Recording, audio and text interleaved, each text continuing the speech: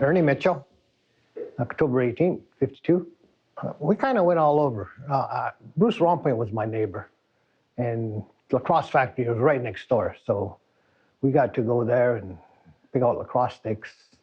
They made bows and arrows, and we'd get bows and arrows and shoot each other with it, you know, and get a bunch of friends and all that stuff. There was a lot of stuff that we did at the lacrosse factory, but we had no minor lacrosse for a while here. So my brothers played lacrosse. That was still going. We went and ventured into Cornwall and played for Lon Sue and them, you know, and we had a lot of fun. So we graduated. Bruce went on to play juniors, and I had to search for lacrosse. I ended up going down to play for Rochester for a while, North American Lacrosse League. Lenny Moses was my coach, and that was pretty interesting for a year. Then I came back, and then I got on to junior lacrosse, and that was fun. The St. Regis Mohawks, we had a lot of good players on there. Travis Cook played on there. Mikey Benedict, who passed away 2 years ago, or last year, he was a great lacrosse player too, you know. And Jimmy Gilbert, another one that just passed away, he was a good player on the team. Norm Piche. We had an awful good St. Regis Braves team. And we played against Cornwall Celtics here. And when we played the Celtics, there wasn't an empty seat in that Water Street Arena. It was filled right to the rafters. You know, we had some good lacrosse games.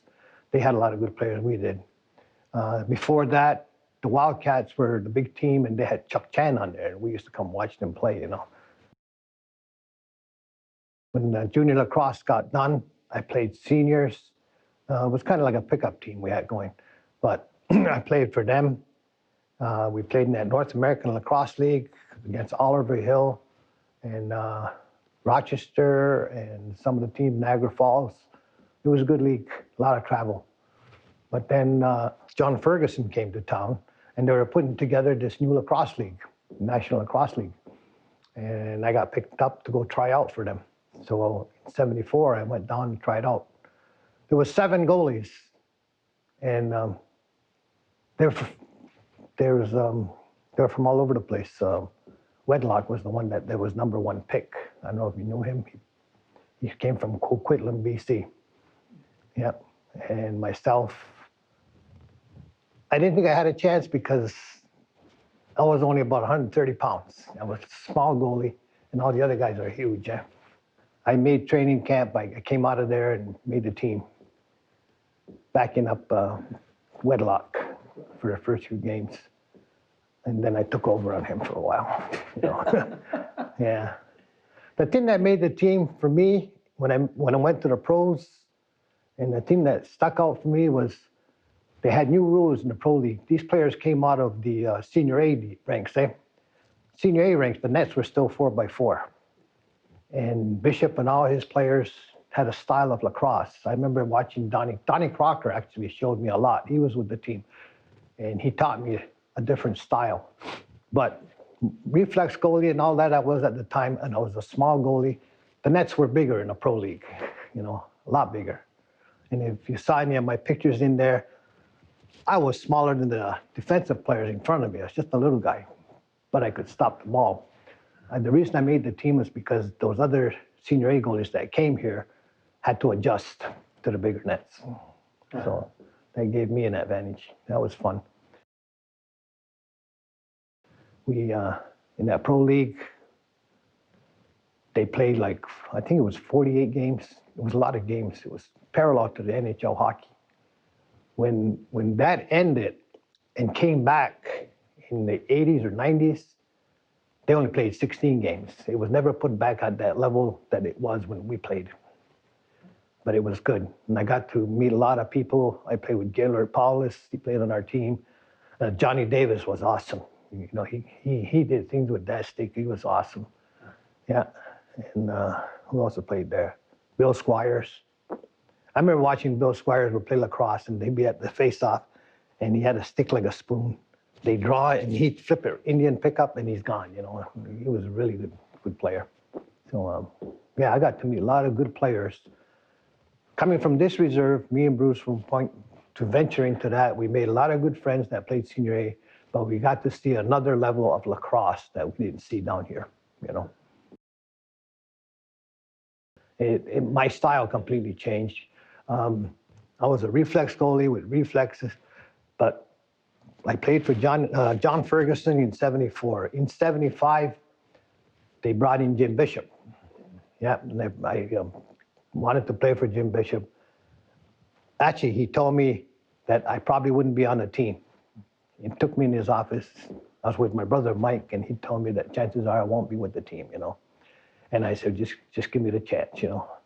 So I was like a third string goalie. He already had Donnie Crocker, and he brought in Davey Evans.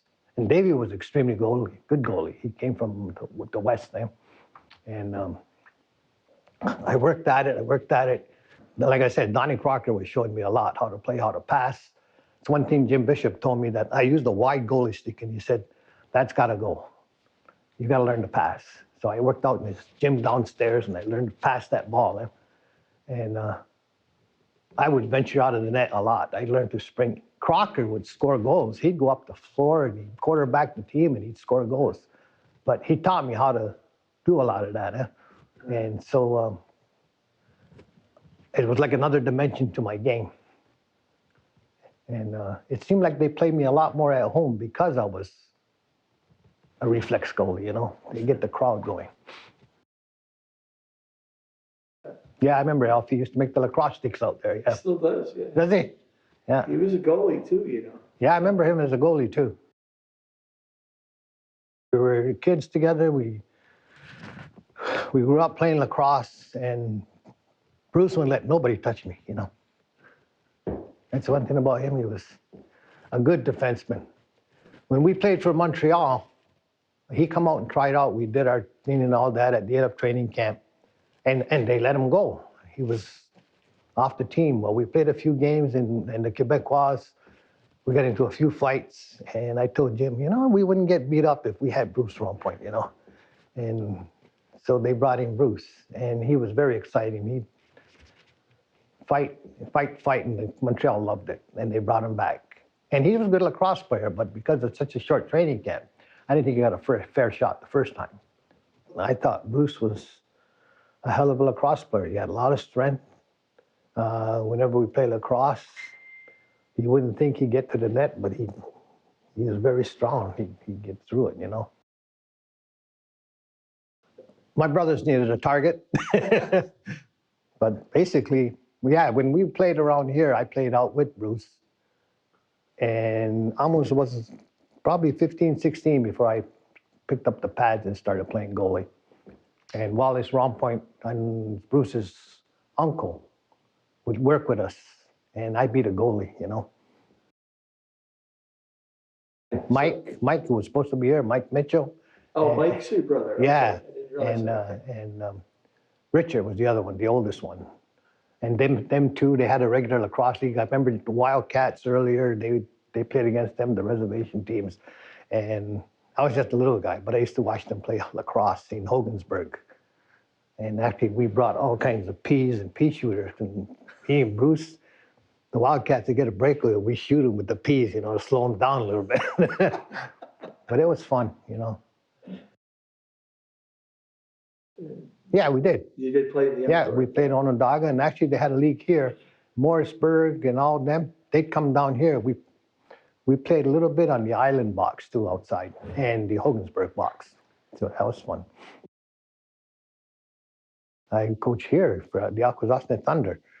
But, you know, when we finished our pro league, and then I came back, well, we finished the pro league, I played for Ganawage, and Bill Squires invited me up to play for Six Nations. So we did a little bit of that. I came back here mid-season, played for Ganawage. So I played for Ganawage a couple of years. Then we formed the Akwesasne Thunder. No, the Akwesasne Warriors. And I played for them from 77 to 1980. Then my brother Mike made a team, and the Thunderbirds, and me and Bruce played on that team for a few years. And then after a while, lacrosse seemed to die out. I think it was back in the mid-'80s. In 1990, we had a lot of political stuff happen here. They had casinos and cigarette problems and stuff, and everybody was going against each other. The lacrosse, the brothers, the families were all split. there was roadblocks going on. And I got my buddy Alex Roundpoint. I says, why don't we start a lacrosse league, old timers? He says, okay. So we went around, and just like you and me, we sit down and talk about, why don't we get a lacrosse league together? And we went to see everybody. So what started out as a home venture, it grew. You were talking about Oliver Hill. We brought him from Syracuse. A whole bunch of people from Syracuse joined up. Kahnawake joined up. Cornwall, I went to sponsors, and they sponsored our little league. And we got an old-timers league, 35 and better, with 6 teams and rules that afterwards we would have a get-together with the wives, and it was fun. Those years we had fun. We went out west with our team, and they had an old-timer league going already, and we won the championship out there. It was like winning the Stanley Cup with some of the guys, you know. All those guys picked up a lacrosse stick again. Guys that weren't talking to each other started talking to each other, you know. And we kind of healed here, just playing old-timers lacrosse. So that went on in the 90s. I did that 90, 91, 92. We went a step further. We got together with some other people from Onondaga, Ganasadage, Kahnawake. We formed a Senior B league, Senior B lacrosse league. And that was 92, 93. 94, we won the bronze medal at President's Cup. In 95, we won the President's Cup. 96, 97, we won another President's Cup before we went Senior A. So we went Senior A into the, I was coaching, and I owned the team for a little bit, then I started coaching. But all that happened. I started the old timers, then I started coaching lacrosse and started the senior lacrosse team here. And after that got pretty good, then I sat down with a bunch of people, and we got minor lacrosse back up on its feet here too. So it was on the minor lacrosse sport. It was nice to see everybody back together here. That was the whole thing, you know. Back in the 90s, I was an iron worker. You know? Yeah. And then I got into General Motors, and I was a plant worker for a while. Yeah, I was a goalie for hockey too. I was a goalie, you know. Lacrosse, it was fun because I got to meet such good people, you know. The first time we won the President's Cup out in BC, the team we had, the Thunder, that was really awesome, you know, because the reserve had never won the President's Cup. So we came back, there was a parade here, it was so nice, you know. And the fact that I made the Pro League was good. But not only that, but the year after to survive and stay on the team, because when you play pro lacrosse, they just seem to keep changing all the time, you know. Yeah. So that was nice. Travis Cook. Of all the players we played against, Travis had a hell of a shot. He'd take the ball and he'd run across, and he had a good submarine shot. It was a shot. You know, it's funny because we played in the semifinals against Boston, and if we won, we would have gone against Quebec in the final. Quebec had a lacrosse team in the pros, and all the Indians that were playing in the National Lacrosse League were on those 2 teams. You know, Travis and Jim Miller, I think, played for Quebec. We had Gaylord Paulus, we had Bruce Roundpoint, we had Bill Squires, Hill. There was somebody from Onondaga that was on the team. But the 2 teams had all the natives there. So we were playing Boston. We went down in the series 3-0. We came back to win in 7 games. But in that 7th game, with 1 minute and some odd seconds left, Boston gets a break on me, and the player lets it rip. And he let it rip, and it hit my cage and smashed my cage in. And it shattered my cheekbone right here. And my eye socket fell. And my players dragged me into the dressing room. It's funny because they dragged me into the dressing room. It felt like somebody drove a spike in my eye. So I'm laying on the bench in the dressing room, and my mom and my grandmother were watching the game.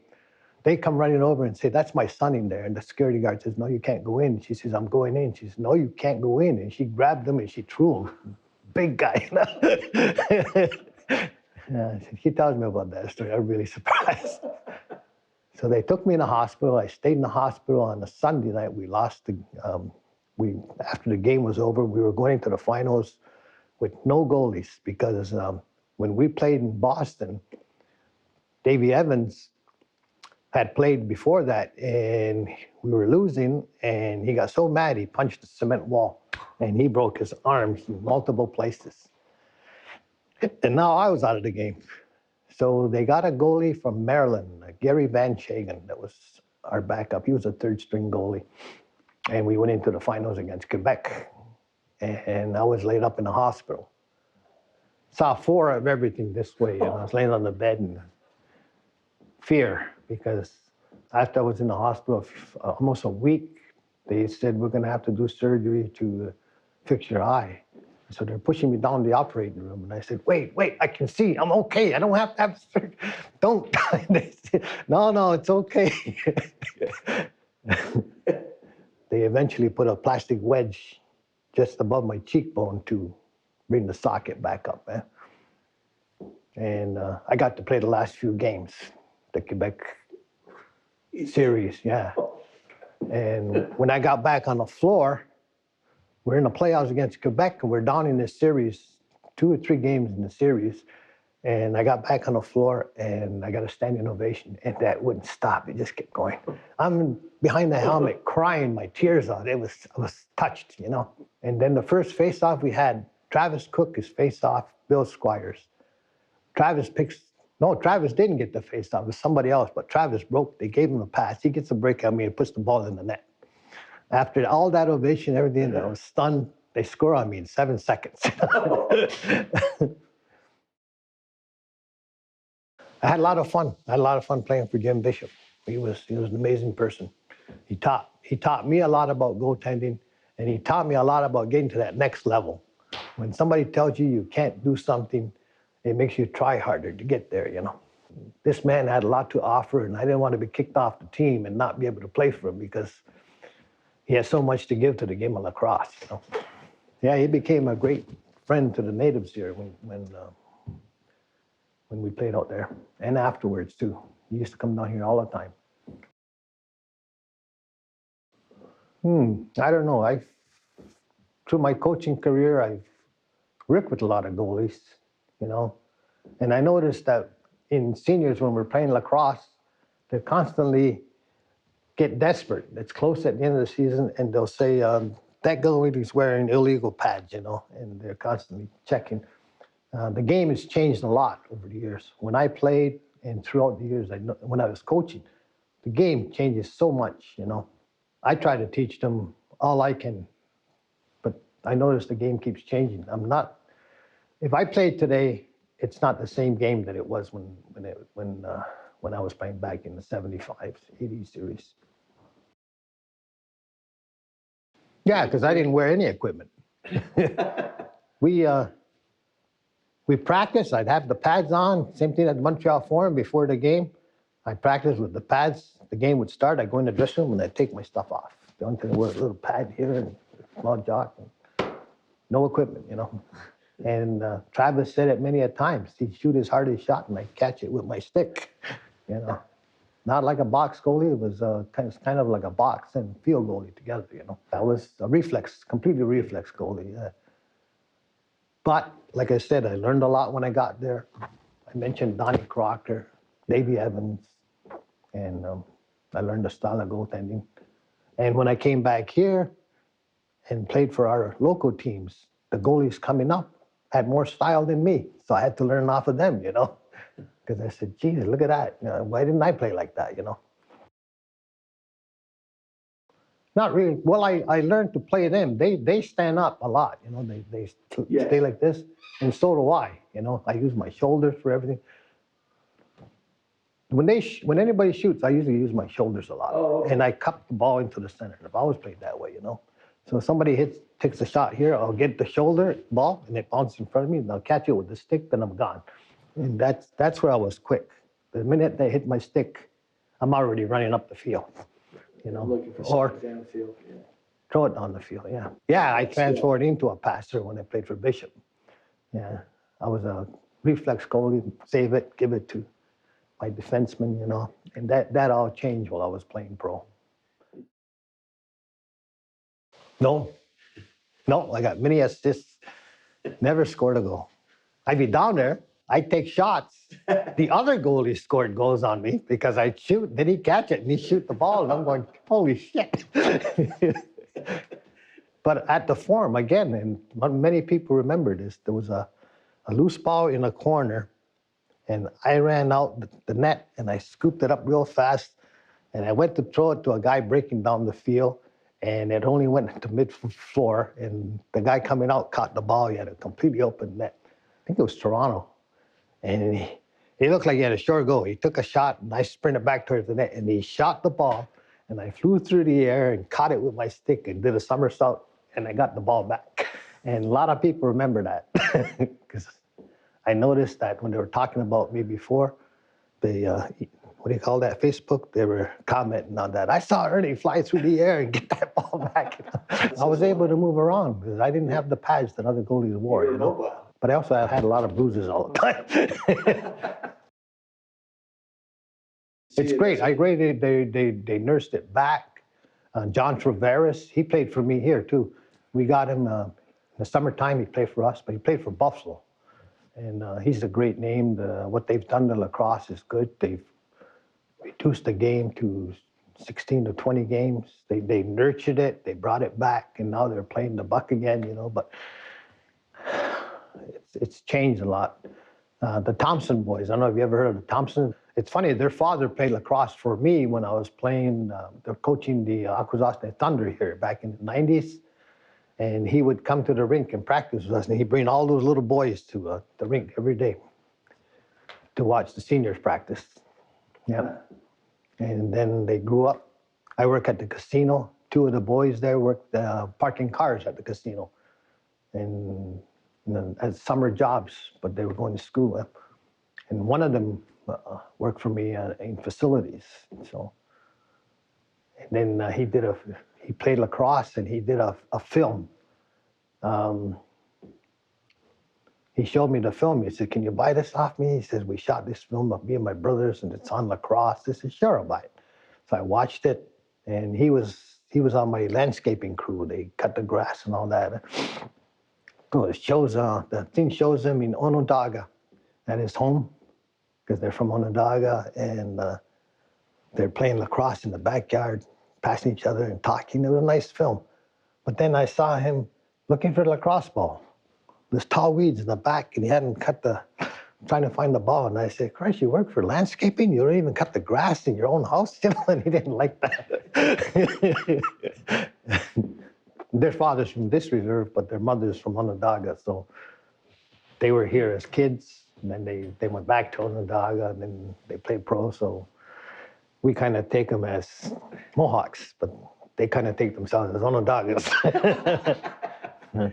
It's nice to see the native game lacrosse grow, you know. My brother, my nephew, Mark Mitchell, has a lacrosse stick company. Yeah. And he went into the plastic business. He was in New York City, and he fell off a skyscraper they're putting up.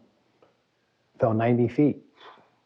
They thought he was a goner. I remember when they called my brother and his wife from New York, thinking that he was dead, you know. They went down there thinking that, and they get down there, and he wasn't dead, you know. But after that, he got a settlement or whatever, and he built a lacrosse stick company, and he made plastic sticks, and he made some nice sticks, him and Galiwade. It's Mark Mitchell. And, Mark as well. Yeah, and Galiwade. Galiwade is a police officer, but he's partners with Mark. Oh, I see. Yeah, and they made these sticks. And they got John Traveris, who played for us in lacrosse, to promote that stick. And it took off, yeah. So he made wood and he makes plastic, and they got both right here. Like I said, it was such a great thrill for me to come from this reserve and then to play at the Pro League and meet these guys that are playing Senior A lacrosse. Yeah.